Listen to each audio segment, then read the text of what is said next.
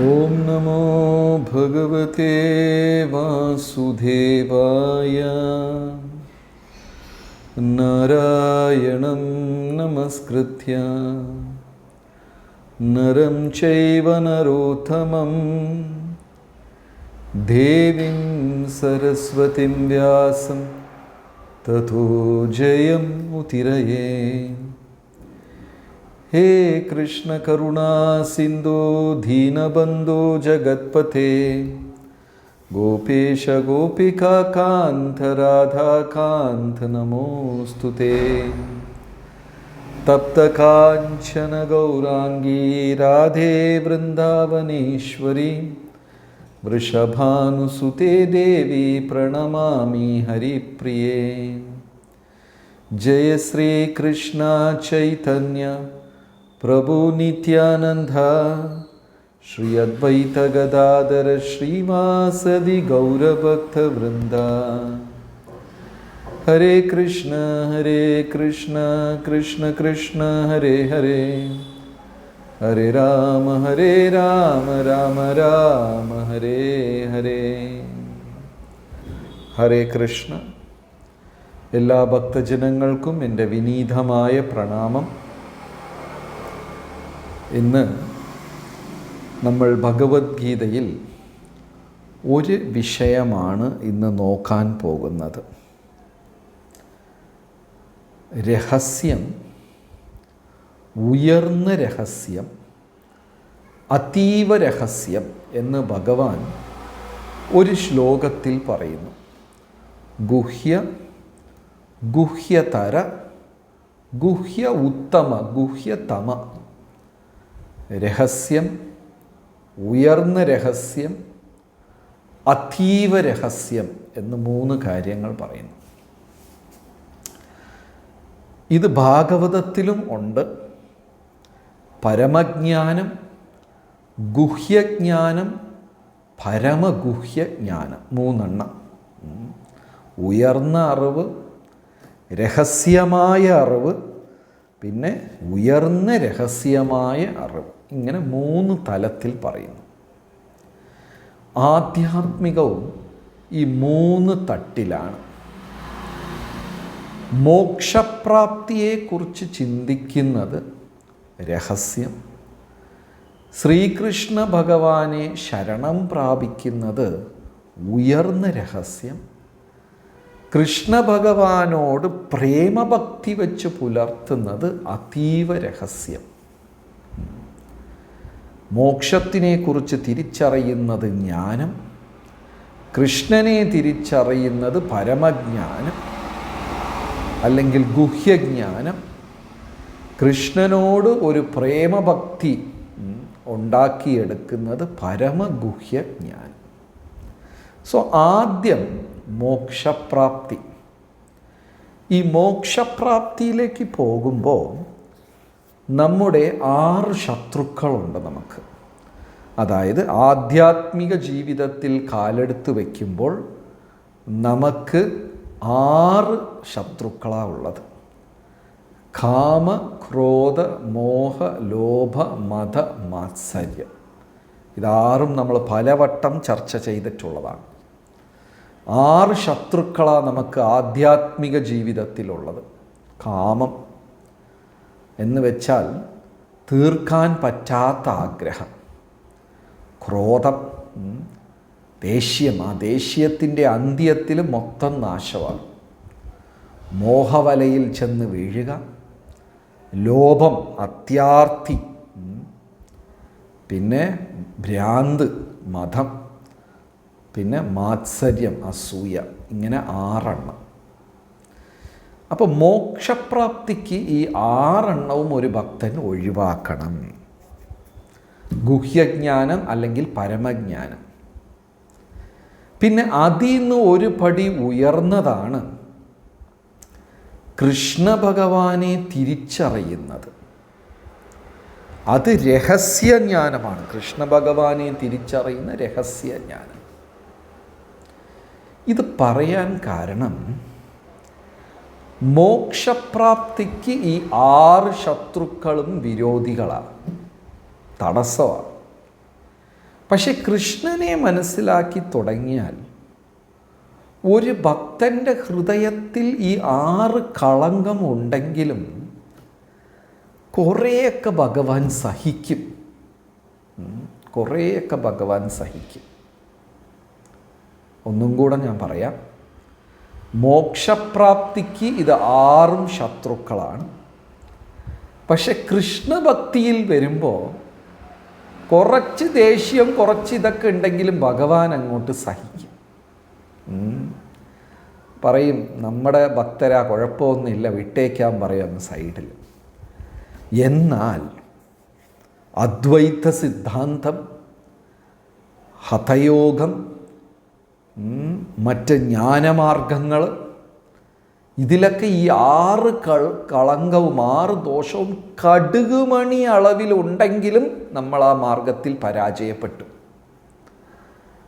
പക്ഷെ കൃഷ്ണഭക്തിയിൽ കുറച്ചൊക്കെ ഉണ്ടെങ്കിലും കുഴപ്പമില്ല എന്നങ്ങ് കണ്ണടച്ചു വിടും. ആ 6 ആദ്യം എന്താണ്? കാമം, ആഗ്രഹം, കാട്ടുതീ പോലെ ആഗ്രഹം.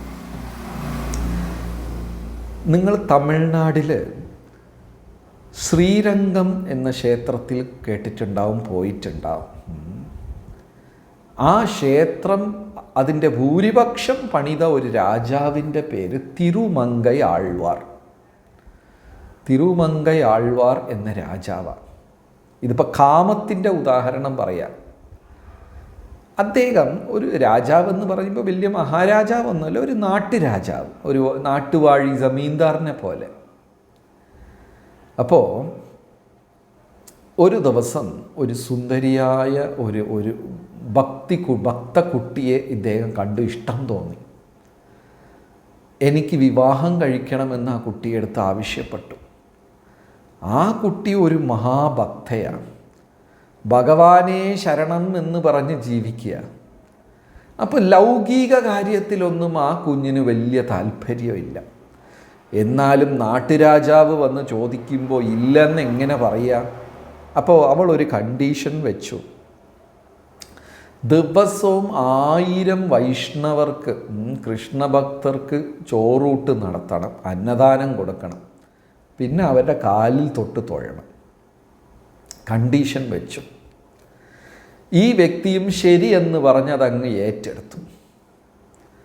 ദിവസവും 1000 കൃഷ്ണഭക്തരെ വിളിച്ച് കണ്ടുപിടിച്ച് അവർക്കെല്ലാം ഭക്ഷണം കൊടുത്ത് അവരെ കാല് തൊട്ട് തൊഴും. ഇതൊരു മഹാസേവനമാണ്.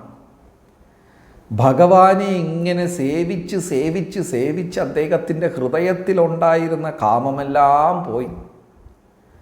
എങ്ങനെയെങ്കിലും രംഗനാഥസ്വാമിക്ക് വലിയ ഗോപുരവും മതിൽക്കെട്ടൊക്കെ കെട്ടണമെന്ന് ആഗ്രഹമായി. അദ്ദേഹത്തിൻ്റെ മനസ്സിലിരുന്ന് ആ പെൺകുട്ടിയുടെ ചിന്ത അപ്പാടെ നഷ്ടമായി. ഇപ്പോൾ ആ കുട്ടിക്ക് ഈ രാജാവിനെ കെട്ടിയാൽ കൊള്ളാമെന്നുണ്ട്. കാരണം ഇദ്ദേഹം ഒരു മഹാഭക്തനായി മാറിയില്ലേ. 1000 വൈഷ്ണവർക്ക് അന്നദാനവും കൊടുത്ത് അവരെ കാലും തൊട്ട് തൊഴുതപ്പോൾ ഇദ്ദേഹം അങ്ങ് മാറിപ്പോയി. സോ ഭക്തിയിൽ ചെറിയ കാമം ഉണ്ടെങ്കിലും ക്രമേണ നാമജപവും മറ്റ് സേവനങ്ങളും ഇത്യാദികളും ചെയ്യുമ്പോൾ ഭഗവാൻ അതിനെ ശുദ്ധമാക്കിക്കോളും. എന്നും പറഞ്ഞിട്ട് അപ്പോൾ കുഴപ്പമില്ല ഇല്ലേ, അങ്ങനെ ചിന്തിക്കരുത്.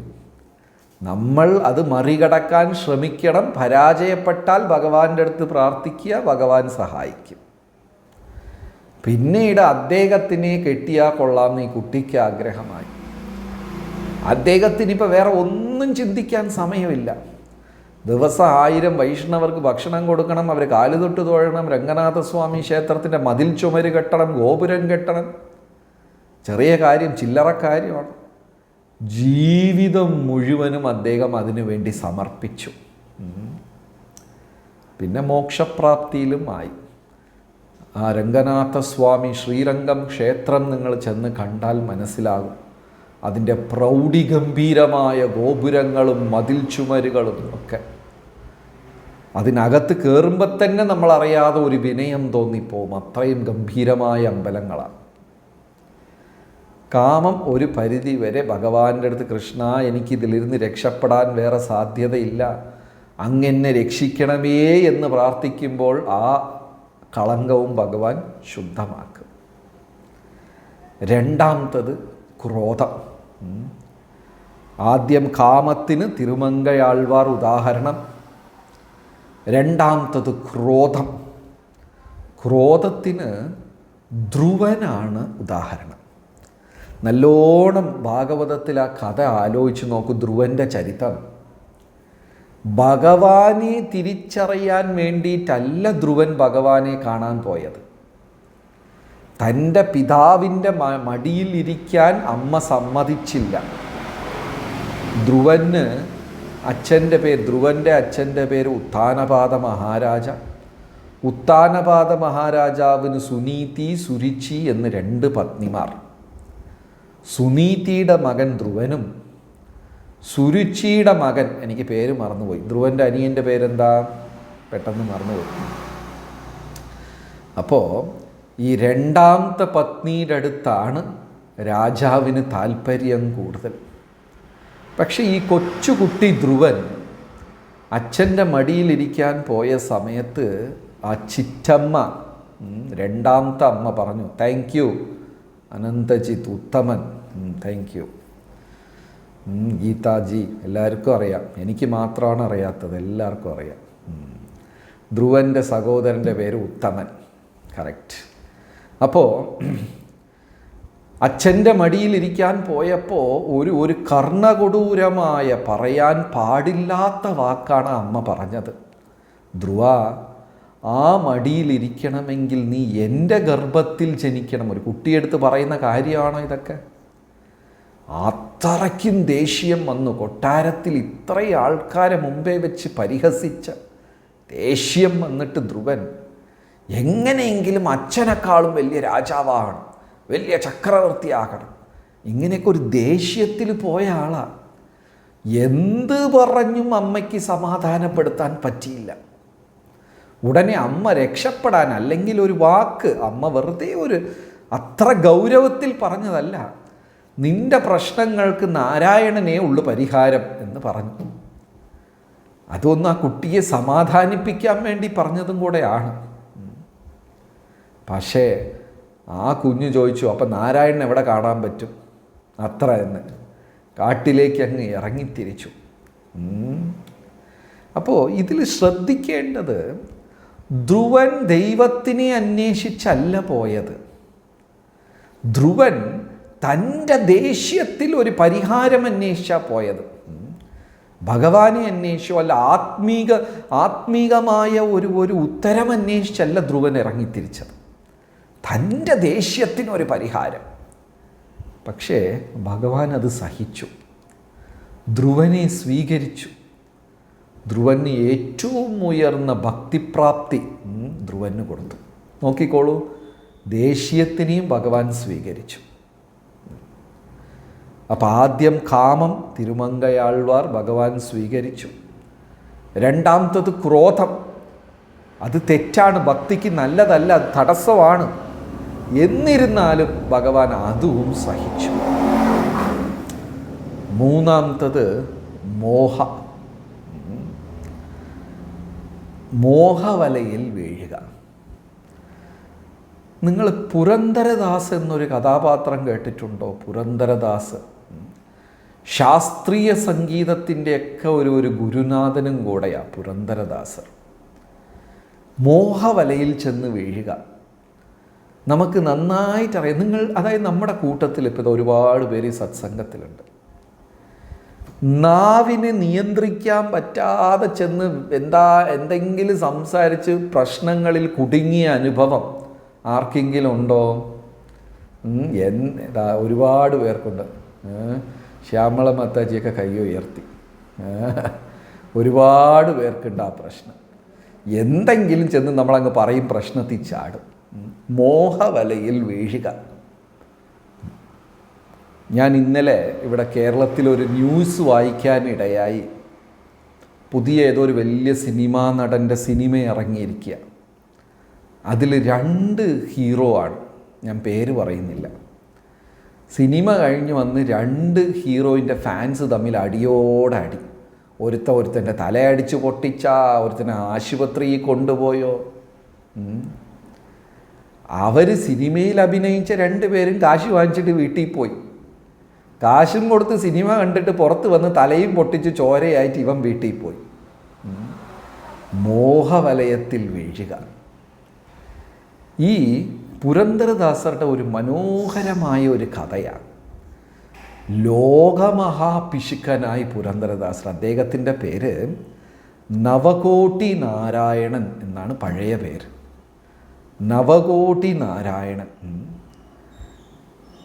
അതായത് അത്ര പണം, ഒരുപാട് പണമുണ്ട്, പക്ഷേ മഹാപിശുക്കനാണ്. ആർക്കും 5 പൈസ കൊടുക്കില്ല, ദാനധർമ്മമേയില്ല. ഗൃഹസ്ഥരായാൽ, കുടുംബജീവിതത്തിലുള്ളവരാണെങ്കിൽ തീർച്ചയായിട്ടും എന്തെങ്കിലും ദാനം ചെയ്യണം. പഴയ അമ്മമാരെല്ലാം വീട്ടിൽ എങ്ങനെയെന്ന് വെച്ചാൽ, വീട്ടിൽ 5 പേരും ഉണ്ടെങ്കിൽ 8 പേർക്കും 10 പേർക്കും ഭക്ഷണം വയ്ക്കും. ഇപ്പം നിങ്ങളുടെ സ്വന്തം വീട്ടിൽ തന്നെ പഴയ മുത്തശ്ശിമാരും അമ്മമാരെയൊക്കെ ഓർത്ത് നോക്കൂ. 5 പേരുണ്ടെങ്കിൽ വീട്ടിൽ 10 പേരുടെ ഭക്ഷണം വയ്ക്കും. ഭക്ഷണം വെച്ചിട്ട് എങ്ങനെയെങ്കിലും ആർക്കെങ്കിലും ഒരു ദിവസമെങ്കിലും പുറത്തുള്ളവർക്ക് ഭക്ഷണം കൊടുത്തിരിക്കും, ദാനം ചെയ്തിരിക്കും. അതായത് എനിക്കൊക്കെ ഓർമ്മയുണ്ട്, കുട്ടിക്കാലത്തിൽ എത്ര ഫ്രണ്ട്സ് വീട്ടിലേക്ക് വിളിച്ചുകൊണ്ട് വന്നാൽ അവിടെ ഉച്ചയ്ക്ക് ചോറുണ്ടാകും.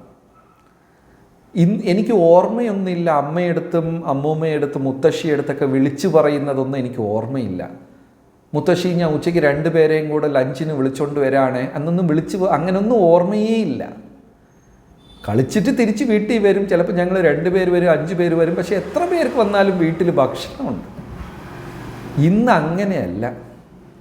ഒരാൾ വരണമെങ്കിൽ പോലും വിളിച്ചൊക്കെ അറിയിച്ച് പ്ലാൻ ചെയ്യണം, എന്നാലേ ആ എക്സ്ട്രാ മനുഷ്യന് ചാപ്പാടുള്ളൂ. അങ്ങനത്തെയൊക്കെ ഒരവസ്ഥയായി. അപ്പോൾ ഒരു ഗൃഹസ്ഥൻ എന്ന് വെച്ചാൽ എന്തെങ്കിലും ദാനം. വീട്ടിൽ ഭക്ഷണം ഉണ്ടാക്കുമ്പോൾ 2 കൈപ്പിടി എക്സ്ട്രാ ആർക്കെങ്കിലും വരും. അത് മാത്രമല്ല, പണ്ട് വീട്ടിലുള്ള ഒരു ഭക്ഷണം കഴിച്ചാൽ ബാക്കിയുള്ളത് പശുവിനും പട്ടിക്കും പൂച്ചയ്ക്കും ആടിനും ഇതെല്ലാം കൊടുത്തിട്ട് മതിയായില്ലെങ്കിൽ മതിലിൻ്റെ പുറത്ത് 1 പിടി കൊണ്ടുപോയി വെക്കും, അണ്ണാൻകുഞ്ഞിനും പക്ഷികൾക്കും വേണ്ടി.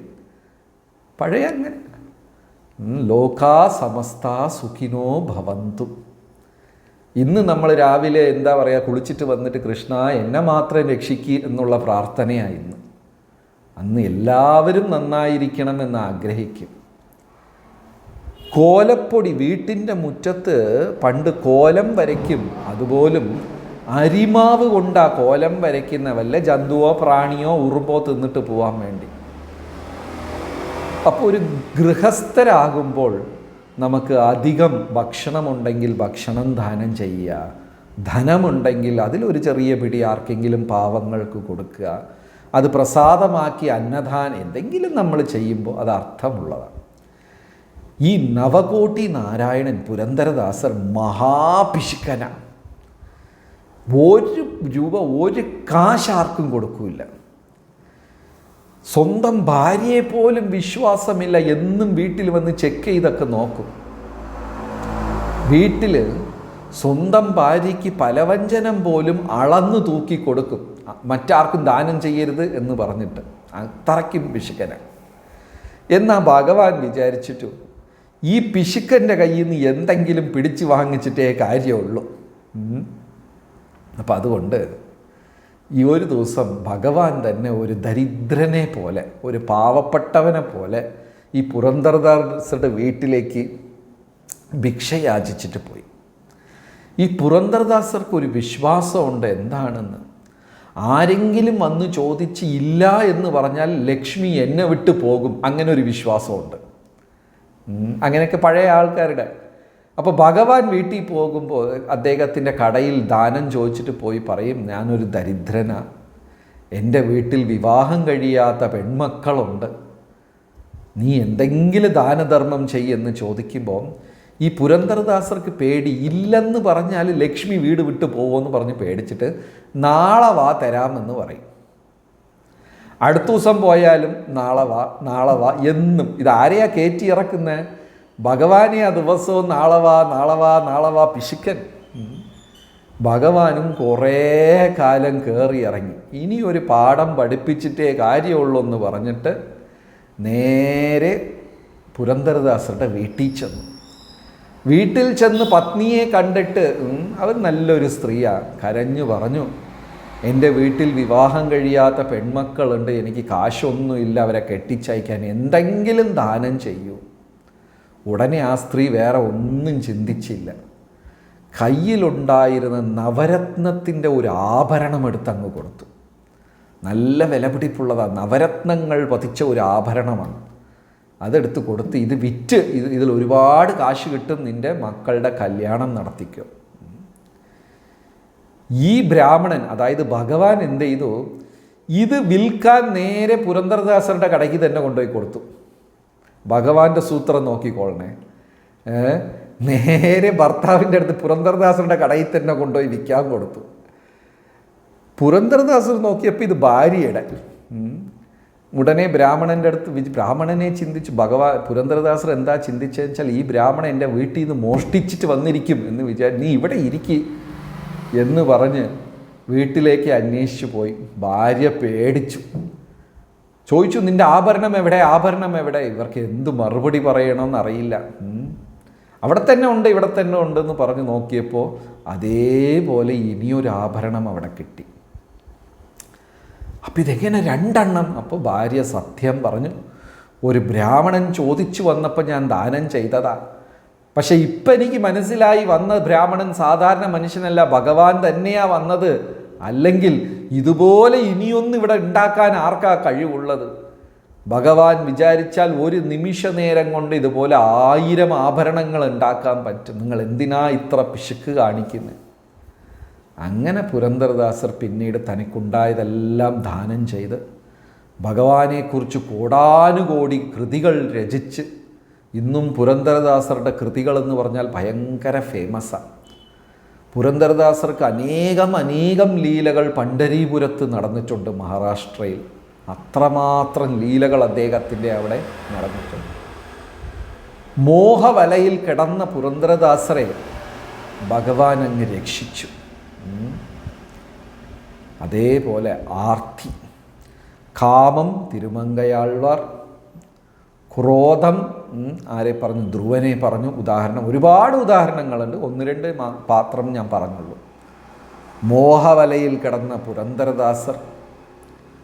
പിന്നെ ആർത്തി, എല്ലാം വേണം എല്ലാം വേണം എന്ന ആർത്തി.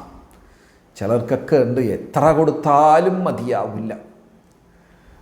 നിങ്ങളിൽ കുറേ പേര് ബദ്രിനാഥിൽ പോയിട്ടുണ്ടാവും. ഹിമാലയത്ത് നല്ല അതിസുന്ദരമായ സ്ഥലമാണ് ബദ്രിനാഥ്. അവിടെ ഭഗവാന് ഒരു പേര് വിശാൽ. ഹിമാലയത്തിൽ ബദ്രിനാരായണനെ ബദ്രി വിശാൽ എന്ന് പറയുന്ന ഒരു പതിവുണ്ട്.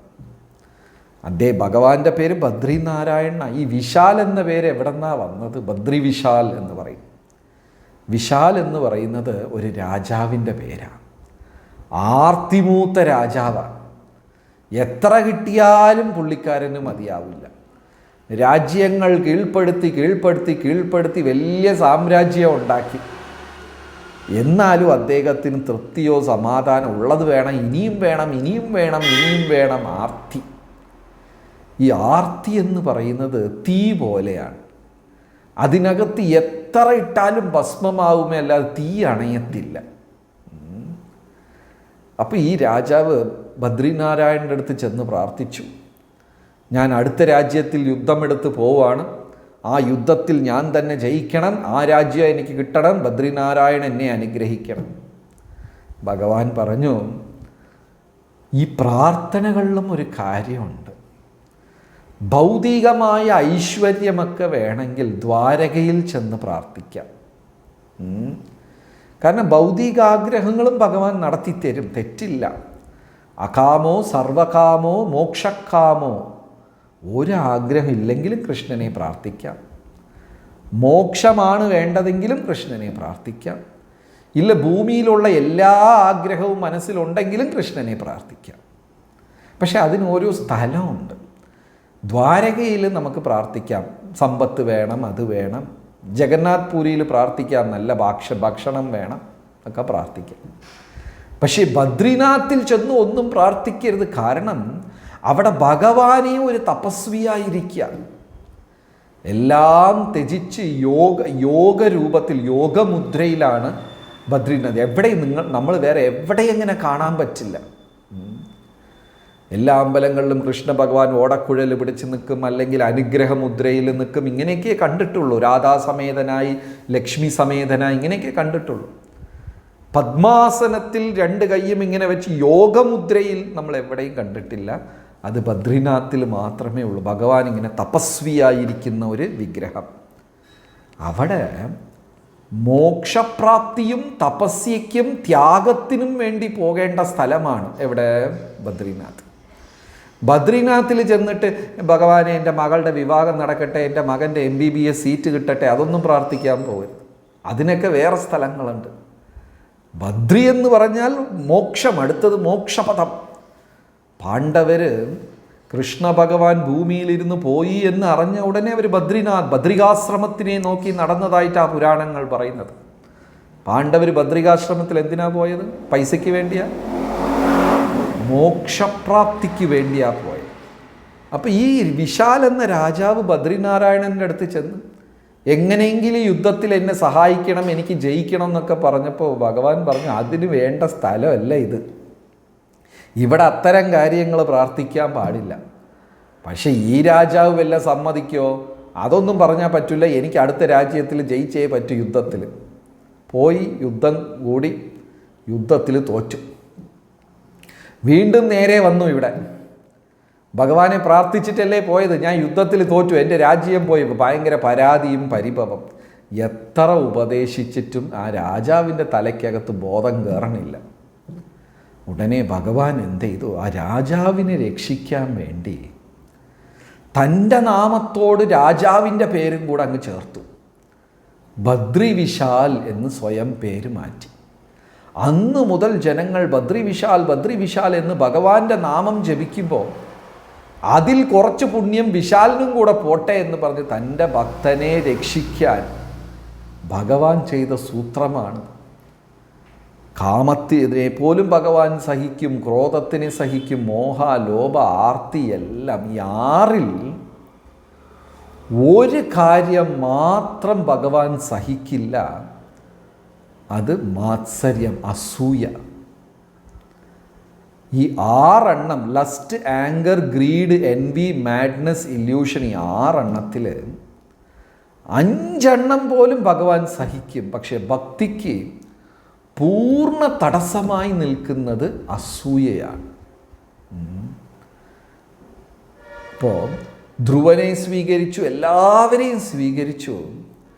ശിശുപാലനെ ഭഗവാൻ സ്വീകരിച്ചില്ല. എന്നാൽ ശിശുപാലൻ വലിയ പാപമൊന്നും ചെയ്തിട്ടില്ല. കംസനെ പോലെയോ രാവണനെ പോലെയോ ഹിരണ്യകശിപുവിനെ പോലെയോ അത്ര വലിയ പാപമൊന്നും ചെയ്തിട്ടില്ല ശിശുപാലൻ. ശിശുപാലനുണ്ടായത് അസൂയ, വല്ലാത്തൊരു അസൂയ. ഭഗവാന്റെ നാമവും മഹിമയും കേൾക്കും തോറും അങ്ങ് അസൂയ കൂടിക്കൊണ്ടേയിരിക്കും. നമുക്കൊക്കെ ഭഗവാന്റെ നാമവും മഹിമയും ഗുണങ്ങളെല്ലാം കേൾക്കുമ്പോൾ ഭക്തിയാണ് ഉണ്ടാവുക. നാരദർക്കും പ്രഹ്ലാദനും പരീക്ഷിത്ത് രാജാവിനും ഇവർക്കൊക്കെ ഭഗവാനെക്കുറിച്ച് കേൾക്കും തോറും ഭക്തി ഉണ്ടായി. പക്ഷെ ശിശുപാലന് ഭഗവാനെക്കുറിച്ച് ആരെങ്കിലും പറയുന്നത് കേൾക്കും തോറും ശിശുപാലന് അസൂയ മാത്രം കൂടിക്കൊണ്ടേയിരിക്കും. ഭഗവാന്റെ മഹിമകൾ കേൾക്കും തോറും ശിശുപാലന് സഹിക്കാൻ പറ്റില്ല. ഇത് ഭക്തിക്ക് വലിയ തടസ്സമാണ്. ചിലപ്പോൾ നമ്മുടെ ഉള്ളിലും അസൂയ കാണും. വേറെ ഒരുപാട് ആരെങ്കിലും സ്തുതിക്കുമ്പോൾ നമുക്കൊരു നീരസം വരും. അതൊക്കെ ചുമ്മാ വെറുതെ നടന്ന, അതിലൊന്നും കാര്യമൊന്നുമില്ല, അത് വല്ല കള്ളപ്പണമായിരിക്കും, അത് പിന്നെ കൈക്കൂലി വാങ്ങിച്ചിട്ട് അങ്ങേരെ പുതിയ വീടൊക്കെ മേടിച്ചത്, എന്തെങ്കിലുമൊക്കെ അങ്ങ് പറഞ്ഞു വിടും. ഉള്ളിൽ അസൂയ കാണും. കൃഷ്ണ ഭഗവാന്റെ മഹിമകൾ ഭക്തജനങ്ങൾ സ്തുതിക്കും തോറും ശിശുപാലൻ കേട്ട അസൂയയ്ക്ക് കയ്യും കാലും വെച്ചതാ ശിശുപാലൻ. എനിക്കറിയില്ല, കേരളത്തിൽ ഒരുപാട് പേർക്ക് ശിശുപാലൻ എന്ന് പേര് വയ്ക്കാറുണ്ട്. അതെന്തിനാണോ എന്ന് എനിക്ക് മനസ്സിലായില്ല. നല്ല പേര് വയ്ക്കും അല്ലേ? ആരെങ്കിലും സ്വന്തം മക്കൾക്ക് രാവണൻ, കുംഭകർണൻ എന്നൊക്കെ പേര് വയ്ക്കുമോ? പക്ഷെ കേരളത്തിലുണ്ട്, ഒരുപാട് ശിശുപാലൻ എന്ന പേരുണ്ട്. അത്രയ്ക്കും അസൂയ. അപ്പോൾ ഈ കുഞ്ഞ് ജനിച്ചപ്പോൾ തന്നെ കൃഷ്ണ ഭഗവാൻ വന്ന് കയ്യിലെടുത്തു. അതായത് കൃഷ്ണൻ്റെ മാമിയുടെ മകനാ, ശിശു ബന്ധുവാ, നെഫ്യൂ എന്നൊക്കെ പറയൂലേ, മരുമകൻ. കയ്യിലെടുത്ത പാട് ഒരു അശരീരി ഉണ്ടായി. ഈ വ്യക്തിയുടെ കൈകൊണ്ട് തന്നെ ഈ കുഞ്ഞ് മരിക്കും എന്നൊരു അശരീരി ഉണ്ടായി. കാരണം ശിശുപാലൻ ജനിച്ചപ്പോൾ 4 കൈയും 3 കണ്ണും ഉണ്ട്. ഇത് ഞാൻ കഴിഞ്ഞൊരു ക്ലാസ്സിൽ പറഞ്ഞു. ശിശുപാലന് 4 കൈയും 3 കണ്ണും ഉണ്ട്. ഉടനെ ഒരു 8ാം ക്ലാസ് കുട്ടി എണീറ്റ് ചോദിക്കല്ലേ, പ്രഭുജി അങ്ങനെയൊക്കെ ഉണ്ടാവും 4 കൈയും 3? ഇതൊക്കെ സത്യമാണ്, ഇതൊക്കെ വെറുതെ കള്ളമല്ലേ? ഇന്ന് കാലത്തിൽ കുട്ടികൾക്കത് വിശ്വസിക്കാൻ പറ്റുന്നില്ല. 4 കാലുള്ള മൃഗത്തിനെ ഞാൻ കണ്ടോ എന്ന് ചോദിച്ചു. കുട്ടി പറഞ്ഞു കണ്ടു. ഏതാണ്? പശു. ശരി. 8 കാലുള്ള ജീവിയെ കണ്ടിട്ടുണ്ടോ എന്ന് ചോദിച്ചു. കുഞ്ഞ് പറഞ്ഞു കണ്ടിട്ടുണ്ട്. ഏതാ? സ്പൈഡർ എന്ന് പറഞ്ഞു. നല്ല കാര്യം. 1000 കാലുള്ള ജീവിയെ കണ്ടിട്ടുണ്ടോ എന്ന് ചോദിച്ചപ്പോൾ ആ കുട്ടിക്ക് അറിയില്ല. ഉണ്ടോ? ഞാൻ പറഞ്ഞു ഉണ്ട്. ഈ വോംസൊക്കെ ഈ ചുമരിലൊക്കെ പോകുന്ന ഒരു പ്രത്യേക പുഴുവില്ലേ, 1000 കാലൊക്കെ ഉള്ളത്, കുറേ കാലം, അട്ട, അതൊക്കെ. അപ്പോൾ 4 കാലുള്ളതുണ്ട്, 2 കാലുള്ളതുണ്ട്, 8 കാലുള്ളതുണ്ട്, 10 കാലുള്ളതുണ്ട്, 1000 കാലുള്ളപ്പോൾ ദൈവം വിചാരിച്ചാൽ 4 കൈ ഉണ്ടാക്കാൻ പറ്റില്ലേ എന്ന് ചോദിച്ചപ്പോൾ കുട്ടിക്ക് മനസ്സിലായി. കുട്ടി പറഞ്ഞു പറ്റും എന്ന് പറഞ്ഞു. അപ്പോൾ ശിശുപാലന് 4 കൈയും 3 കണ്ണുമാണ്. ഭഗവാൻ ആ കുഞ്ഞിനെ കയ്യിലെടുത്ത പാട് 4-ൽ 2 കൈ മാറി 3ാമത്തെ കണ്ണും അടഞ്ഞു. അപ്പോൾ ഒരു അശരീരി ഉണ്ടായി. ഈ വ്യക്തിയുടെ കയ്യിൽ ആണ് ഈ കുഞ്ഞു മരിക്കുന്നത്. ഉടനെ അമ്മ ചോദിച്ചു, കൃഷ്ണ, നീയാണോ എൻ്റെ മകനെ കൊല്ലാൻ പോകുന്നത്? നിൻ്റെ മരുമകനെ നീയാണോ കൊല്ലാൻ പോകുന്നത്? അപ്പോൾ ഉടനെ ഭഗവാൻ പറഞ്ഞു, മാമി വിഷമിക്കേണ്ട, എന്നെ അവൻ 100 ചീത്ത പറയുന്നവരെ ഞാൻ ക്ഷമിക്കും. 100ാമത്തത് പറയുമ്പോഴേ ഞാൻ ശിക്ഷിക്കുള്ളൂ. അവൻ 100 ചീത്ത എന്നെ പറയാതിരുന്നാൽ മതി. അമ്മയ്ക്ക് സന്തോഷമായി. എന്തായാലും എൻ്റെ മകൻ നിന്നെ ഒന്നും പറയില്ല. പക്ഷേ ശിശുപാലൻ ജനിച്ച നാൾ തൊട്ട് കൃഷ്ണനെ ഇങ്ങനെ ചീത്ത പറയുക. അതായത് ചിലർക്ക് അസൂയ കൊണ്ട് ആരെങ്കിലും കുറിച്ച് പറഞ്ഞുകൊണ്ടേയിരിക്കും. അങ്ങനെയുള്ളവരെയൊക്കെ കണ്ടിട്ടുണ്ടോ? നമ്മുടെ നാട്ടിൽ ഇഷ്ടം പോലെ ഉണ്ട്. ആരെങ്കിലും നല്ലത് ചെയ്താലോ അല്ലെങ്കിൽ എന്തെങ്കിലും അവരെക്കുറിച്ച് ഇങ്ങനെ വായടയ്ക്കാതെ പറഞ്ഞുകൊണ്ടേയിരിക്കും. പക്ഷേ ശിശുപാലൻ ബുദ്ധിമാനാണ്. 100 എണ്ണം പറഞ്ഞാൽ ചാവൂന്നറിയാം. അതുകൊണ്ട് 99 കുറ്റം പറഞ്ഞ് ബ്രേക്ക് എടുത്തിട്ട് പിന്നെ ആദ്യം തൊട്ടേ തുടങ്ങും. ഭയങ്കര ബുദ്ധിമാനാണ് ശിശുപാലൻ. 100 കുറ്റം പറഞ്ഞാൽ കൃഷ്ണൻ കൊല്ലുമെന്ന് അറിയാം. അതുകൊണ്ട് 99 കുറ്റവും പറഞ്ഞിട്ട് പിന്നെ ഒരു ബ്രേക്ക് എടുക്കും. ഒരു ഗ്യാപ്പൊക്കെ വിട്ടിട്ട് പിന്നെ വീണ്ടും പറഞ്ഞു തുടങ്ങും. പക്ഷേ രാജസൂയ യാഗത്തിൻ്റെ അന്ന് യുധിഷ്ഠിര മഹാരാജാവിന് വേണ്ടി നടക്കുന്ന രാജസൂയ യാഗം, അന്ന് ശിശുപാലൻ്റെ കൺട്രോളൊക്കെ പോയി. മാത്രമല്ല, എനിക്ക് തോന്നുന്നു മാത്സിൽ വീക്കാണെന്ന് തോന്നുന്നു ശിശുപാലൻ. പറഞ്ഞപ്പോൾ എണ്ണം തെറ്റി 99 കടന്നുപോയി, 100 ആയി. ഭഗവാൻ തൻ്റെ സുദർശന ചക്രം അയച്ച് ശിശുപാലനെ കൊയ്തു മാറ്റി. ഇപ്പോൾ പുരാണങ്ങൾ പറയുന്നു, അഥവാ ഒരു ഭക്തൻ്റെ ഹൃദയത്തിൽ അല്പം കാമം, അല്പം ക്രോധം, അല്പം ഇതൊക്കെ ഉണ്ടെങ്കിലും ഭഗവാൻ സഹിക്കും. എന്ത് പാടില്ല? അസൂയ പാടില്ല. അത് ഭക്തിക്ക് മഹാതടസ്സമാണ്. അത് ആ ഭക്തി എന്ന് പറയുന്ന ചെടീനെ വേരോട് ഹൃദയത്തിൽ നിന്ന് പിഴുതെടുത്ത് കളയും. ഇപ്പം നമ്മളെല്ലാവരും ഹൃദയത്തിൽ ഭക്തി എന്ന ചെടി നട്ടുവെച്ചിരിക്കുക. ഭാഗവതം അതിനെ ലത എന്നാ പറയുന്നത്, വള്ളിച്ചെടി എന്നാ പറയുന്നത്. ഇപ്പം ഈ വള്ളിച്ചെടി വളർന്ന് വളർന്ന് വളർന്ന് ഭഗവാന്റെ തൃപ്പാദത്തിൽ എത്തണം. ഭക്തി ലത, അതിൻ്റെ ബീജം നമ്മൾ ഹൃദയത്തിൽ ഇട്ട് കഴിഞ്ഞു. ശ്രവണം കീർത്തനം എന്ന് പറയുന്നത് ആ വള്ളിച്ചെടിക്കുള്ള വെള്ളം പോലെയാണ്. ഭഗവാനെക്കുറിച്ച് നിരന്തരം കേൾക്കുകയും ഭഗവാന്റെ നാമം ചൊല്ലുന്നത് ആ വള്ളിച്ചെടിക്ക് വെള്ളം ഒഴിക്കുന്നത് പോലെയാണ്, വളരും. പക്ഷേ അസൂയ എന്ന് പറയുന്നത് അതിനെ വേരോട് പിഴുതെടുക്കുന്ന പോലെയാണ്. മറ്റതൊക്കെ കുഴപ്പമില്ല. കാമക്രോധാദികൾ എന്ന് വെച്ചാൽ ആ വള്ളിച്ചെടിയുടെ ഇലയിൽ വല്ല പുഴുക്കൾ വരികയോ അല്ലെങ്കിൽ എന്തെങ്കിലും രോഗം വരും, അത് കുറച്ച് കഴിയുമ്പോൾ നമുക്ക് വെട്ടി മരുന്നൊക്കെ ഇട്ട് കൊണ്ടുപോകാം. പക്ഷേ ഈ അസൂയ അങ്ങനെയല്ല, വേരോട് പിഴുതെടുക്കും. അതുകൊണ്ട് ഭക്തിക്ക് ചേരാത്ത വലിയ ഒരു ദോഷം, ഒരു ശത്രുവാണ് ഈ അസൂയ എന്ന് പറയുന്നത്. പിന്നെ എനിക്കറിയാം നമ്മുടെ സത്സംഗത്തിലുള്ള ആർക്കും തന്നെ അസൂയയില്ല എന്നെനിക്കറിയാം. അതുകൊണ്ട് ധൈര്യമായിട്ട് പറയാം. ഹരേ കൃഷ്ണ. വളരെ സന്തോഷം. പിന്നെ ഈ മാസം വളരെ വിശേഷപ്പെട്ട മാസമാണ്, ഗീതാ ജയന്തി.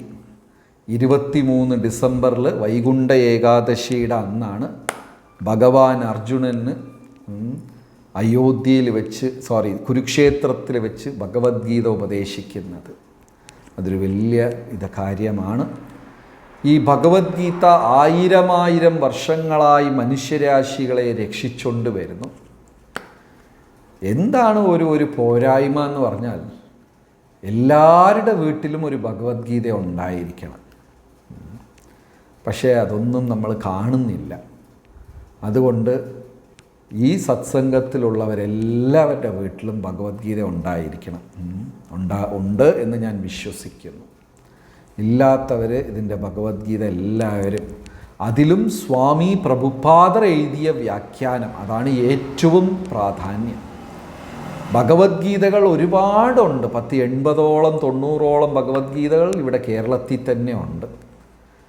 രാജഗോപാലാചാരി രാജാജി എഴുതിയത്, ഡോക്ടർ രാജേന്ദ്ര പ്രസാദ് എഴുതിയത്, എത്രയോ സ്വാമിമാരെഴുതിയത്, എത്രയോ ഗ്രന്ഥകാരന്മാരെ എല്ലാം ഉണ്ട്.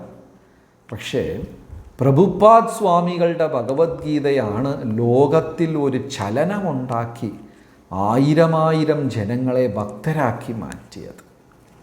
അതുകൊണ്ട് ആ ഭഗവത്ഗീത യഥാരൂപം എന്ന ഗ്രന്ഥം തന്നെ എല്ലാവരുടെ വീട്ടിലും ഉണ്ടാവണം.